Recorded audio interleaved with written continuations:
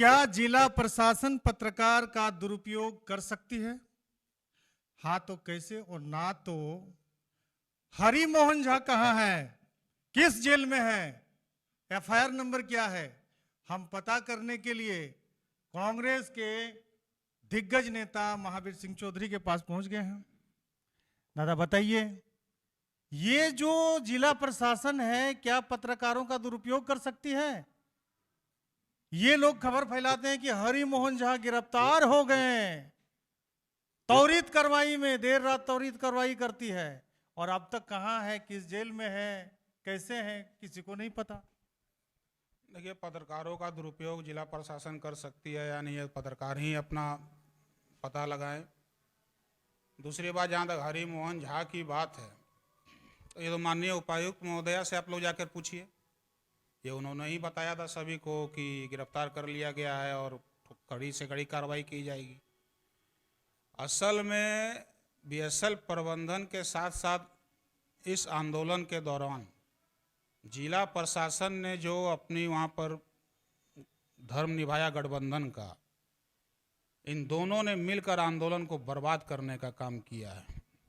आंदोलन जब तेज गति में था तो बिना कोई ठोस कारण के धारा 163 लगाना सिर्फ और सिर्फ प्लांट के गेट को खोलने का कारण था।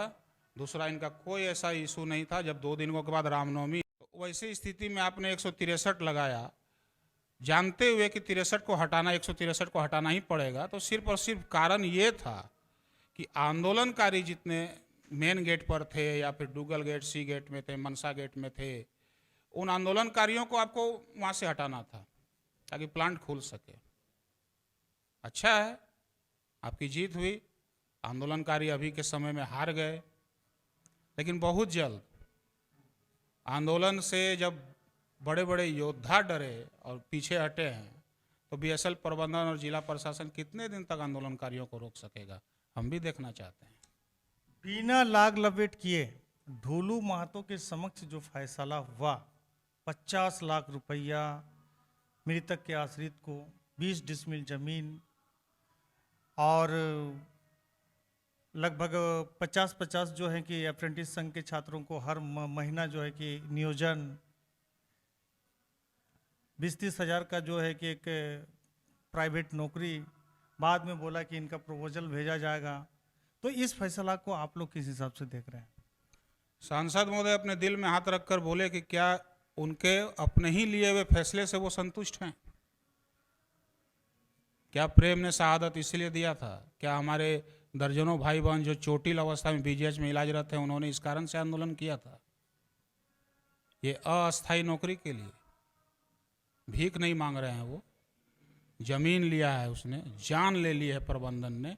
सबसे पहले तो कार्रवाई, ये जो हरिमोहन झा की बात आप कर रहे हो, सबसे पहले तो सांसद को ये बताना चाहिए कि उपायुक्त के साथ बैठक में आपने इस पर चर्चा किया या नहीं किया कि दोषी है कहाँ। बाहर निकलते हैं, मीडिया को जब उनसे पूछता है तो वो बोलते हैं कार्रवाई होनी चाहिए। होनी चाहिए का अर्थ क्या हुआ? इसका अर्थ अपने अंदर में बात नहीं किया कि कार्रवाई हो, उस विषय में आपने कोई बात नहीं किया, मुआवजा दिखा रहे हो। आपसे बेहतर तो हमारे चंदन क्यारी के विधायक हैं, जिन्होंने अभी कुछ दिनों पहले वेदांता में हमारे एक मृतक को इस तरीके से लाभ पहुंचाया कि 25 लाख रुपया और उनके परिवार वालों को अस्थायी नियोजन तक दिया। यहाँ तो प्रबंधन ने मर्डर किया था, बोला बाद में प्रपोजल भेजा जाएगा। ये प्रपोजल पिछले 7 वर्षों से भेजा जा रहा है और हर माह 50 बहाली, ये और कुछ नहीं है। अब शुरू होगा आदरणीय सांसद के चमचों की दलाली। आप बताओ, 1500 युवा जो जॉब के लिए परेशान है, हक के लिए परेशान है, आप उसमें से हर माह 50 का चयन करोगे। क्राइटेरिया क्या है चयन करने का?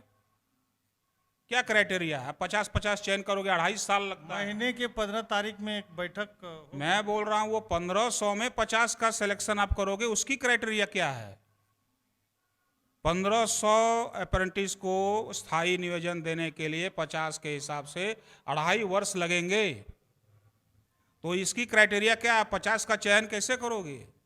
ये और कुछ नहीं होगा। ये दलाली की शुरुआत हुई है। ढुलूदा के चमचे दलाली करेंगे, पैसे लेंगे और उन लोगों को कहेंगे कि लाओ मैं सूची सांसद को दे देता हूं, वो अप्रूवल करा देंगे। ये विस्थापितों के बीच जो एकता था ना, उस एकता को भी तोड़ने का काम ये आदरणीय सांसद करके गए हैं। अच्छा, एक बात जो है, उनका एक लाइन बड़ा वायरल हो रहा है, कुछ छुटपुटिया लोग बाहरी भीतरी जाति धर्म की राजनीति कर रहे हैं। तो आखिर वो किसको कहना चाह रहे हैं? और इस आंदोलन में कौन था छुटपुटिया लोग? कौन जो था जो जाति धर्म और बाहरी भीतरी की राजनीति कर रहा था, ये आंदोलन कर रहा था यहाँ पे?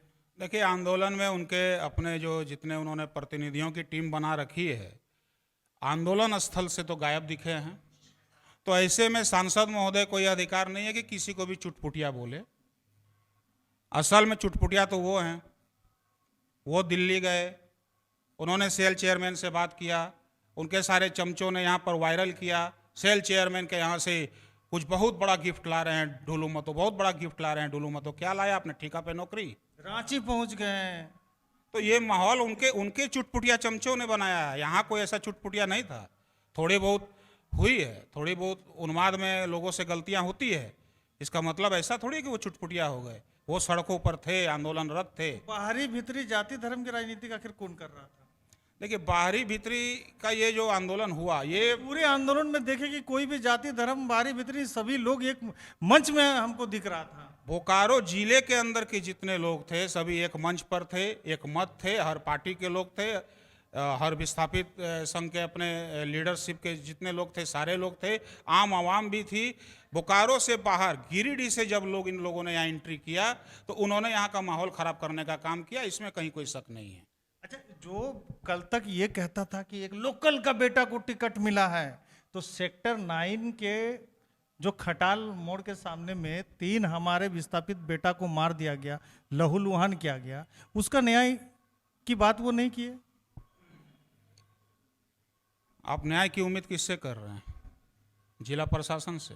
नहीं, ढोलू जी जो बोल रहे हैं कि बाहरी भीतरी, तो भाई हमारे विस्थापित के 3 बेटों को खटाल के सामने मारा गया। हमें कई लोग फोन करके बोल रहे हैं कि दादा आप कहीं मत जाइएगा, मारपीट हो रहा है। हम लोग कौन मारपीट कर रहा है? ये खटाल वाले मार रहे हैं। और कुछ लोग तो भैया ये भी आज हम मीडिया में देख रहे थे कि इन खटालों का स्थायीकरण की बात कर रहे हैं। देखिए, मुद्दे बहुत हैं बोकारो में, सभी मुद्दों को अगर आप एक साथ घालमेल कर दीजिएगा तो ये भी उचित नहीं है। फिलहाल यहाँ पर पूरा बोकारो एक था, इस बात को आपको मानना चाहिए। और जो छिटपुट हिंसाएं हुई है वो बोकारो के लोगों के बीच की नहीं है, वो गिरिडीह से आए हुए लोगों ने यहाँ का माहौल को बर्बाद करने का काम किया था। बाहरी भीतरी जात पात की राजनीति करने की कोशिश की थी, लेकिन उससे अपने बोकारो वासियों को अगर जोड़ा जाए तो ये कहीं से भी उचित नहीं है। जी। लेकिन भैया और एक दुखद हमने खबर देखी, गोदी मीडिया। कल तक हम लोग कहते थे कि भैया टीवी मत देखो, लोगों को पूरे बोकारो के लोग जिस तरह गोदी मीडिया के इस कवरिंग से आज असंतुष्ट होकर कमेंट कर रहे हैं। उन्होंने तो साफ यहाँ के आंदोलनकारियों को उपद्रवी कहा।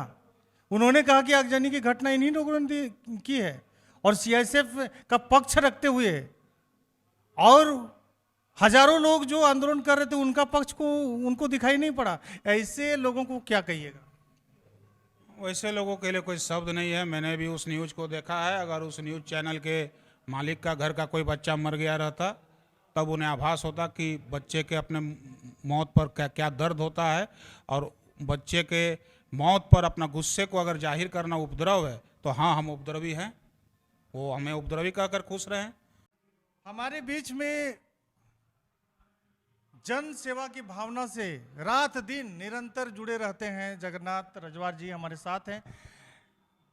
सांसद महोदय के फैसला को आप किस हिसाब से देख रहे हैं? खुश हैं, नाखुश हैं? क्या लोग चर्चा कर रहे हैं? अगर ढोलुदा स्वमानसिकता से काम करने के लिए स्वतंत्र होते तो निश्चित तौर से ऐसा निर्णय स्वीकार नहीं करते। उन्होंने तो कही कि बाद में इनका जो है स्थायीकरण हो जाए। बाद में एक्चुअली मेरा कहने का भाव जो है, ढोलू महतो निर्णय लिए नहीं, इनको केंद्र सरकार की तरफ से निर्णय दिलाया गया है। संसद एक जमीन से जुड़े लीडर हैं और हमारा ये गर्व है, लेकिन केंद्र की सरकार इन्हें इस तरह से जकड़ी हुई है कि चाहने के बावजूद भी ये नहीं करा पाए, ये शायद हमारे सांसद महोदय का भी कमी महसूस कर रहे हैं। और तो और ये जनबंदी थी, कोई राजनीतिक दल की बंदी नहीं थी। हमारे साथ में झारखंडी भाषा संघर्ष समिति के केंद्रीय अध्यक्ष निमाय महतो जी हैं। जी निमायदा, आप कैसे देख रहे हैं सांसद के इस फैसले को? पहले तो हम बता रहे हैं, हम तो नेताओं के विपरीत में हैं, न सांसद के पक्ष में न विधायक के पक्ष में है। यहाँ तो पहली बात, जिस चीज़ का आंदोलन हुई थी उस मैटर में कहीं इन तीनों ने रखा ही नहीं, ना विस्थापितों से बैठ के एक बार आम सभा की, या फिर जो मुद्दे में बैठ के चर्चा होनी चाहिए था, जो जिनका प्रेम बाबू जो शहीद हुए उनके परिवार से एक बार बैठना चाहिए था, जो विस्थापित लोग डंडा खाए थे उन लोग से एक बार वार्ता करनी चाहिए था, उसके बाद जाके इन लोगों को डीसी मैम के पास बैठना चाहिए था, उसके बाद वार्ता होती। और उनमें से विस्थापितों के कम से कम 6-7 गांव होते हैं, 6-7 गांव से एक एक व्यक्ति को लाना चाहिए था।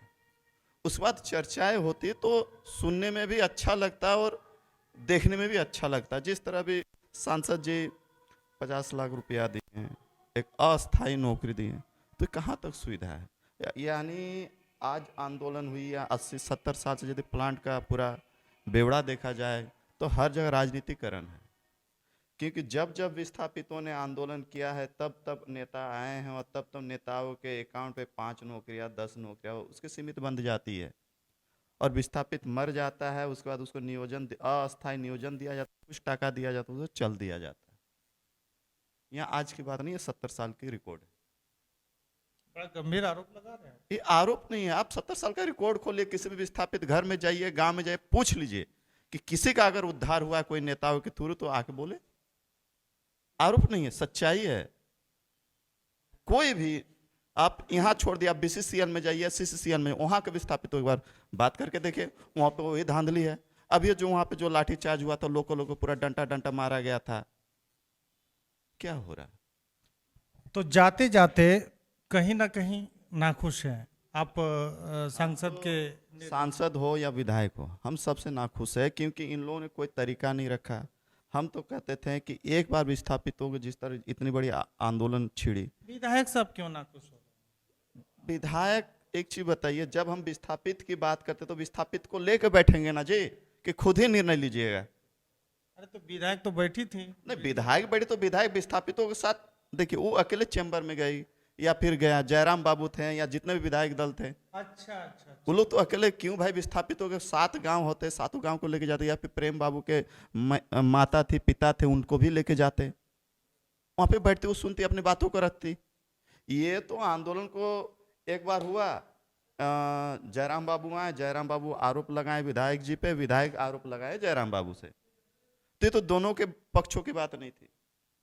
यहाँ तो बात था जो प्रेम बाबू जो शहीद उनके मैटर था, और जो आपका विस्थापितों का उलझन था, तो यहाँ तो राजनीतिकरण हो गया। तो यहाँ कहीं ना कहीं राजनीतिकरण हो गया। ये थे हमारे झारखंडी भाषा संघर्ष समिति के केंद्रीय अध्यक्ष निमाय महतो जी। दादा, अंत में आपसे एक सवाल पूछेंगे। जयराम के साथ में जो हुआ, पूरी बोकारो देखा, पूरा झारखंड देखा, आप उसको किस हिसाब से देख रहे हैं? हम ज्यादा लाग वेट करते हुए आपसे कुछ नहीं पूछे। बोकारो का माहौल उस वक्त कैसा था? बड़ा गमगीन था, दुख का माहौल था, लोग प्रबंधन के खिलाफ आक्रोशित थे। ऐसे में अगर चुनावी सभा में आप जिस प्रकार से एंट्री लेते हैं, या आम सभा आपका जो होता है आप जिस प्रकार से वहाँ एंट्री लेते हैं, ऐसे माहौल में जब सारे लोग वहाँ दुख में हैं, आक्रोशित हैं प्रबंधन के खिलाफ, आप उसी प्रकार से हॉर्न बजाते हुए एंट्री ले रहे हैं, भीड़ को चीरते हुए आपकी गाड़ी जो है मेन गेट के पास आ गई, तो लोग आपका उस वक्त स्वागत करेंगे या अपना आक्रोश आपके ही ऊपर निकाल देंगे?